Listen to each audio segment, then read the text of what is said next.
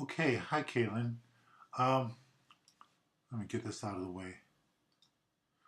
Okay, here we have your image in front of me. Um, now you for some reason you haven't gotten seamless yet, so it's late in the game. You're not going to get seamless, but your image quality is suffering from it.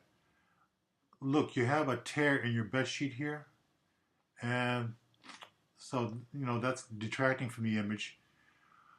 In this case here, in this image, there is an exposure issue. It's just slightly overexposed.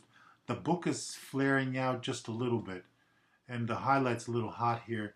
Look at the difference with this slightly less exposure. A third of a stop, half a stop less. Look at the difference in the color, in the tonality. Look how already this is coming in better, and this is better right here. So that's the difference here. Moving on to the next one. Again, exposure. Look at this. See, boom, boom. Look at that. I would go with this one mainly because the flaws in the background aren't showing up as badly. We still have the tear here, but it's not as obvious. And compositionally, they're about equal. So I would go with this one. This one I would not go with, although the exposure is good and we don't have the background issues. It's a nice gradation, but there's a lot of dead space. So unless you want to add type here, add some kind of advertising slogan, go with the first one. Okay, so going up, here's the next series.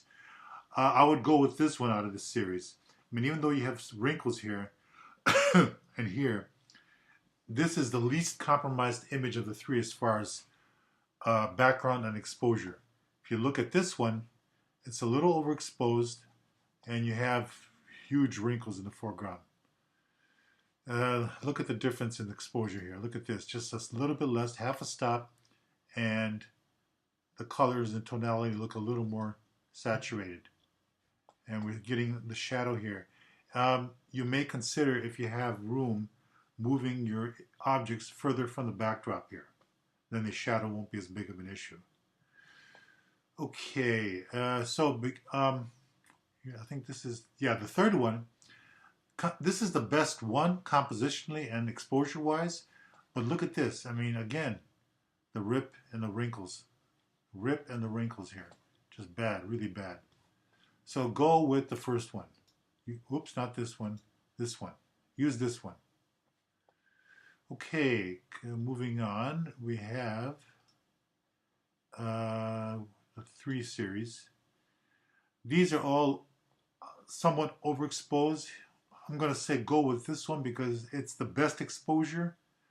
I mean, you still have background issues here. There's the rip. But this is even more overexposed.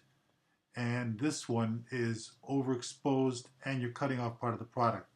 So go with this one and see if you want to reshoot it and try to get, look, slightly less exposure. Look how much richer these objects look. Move them away from the background if you can, if you have the room. And the background will be less prominent. Maybe some of this will fall out of focus. So that's pretty much it, Caitlin. See if there's anything else I can add. That's pretty much it. All right, so I will talk to you soon. Take care.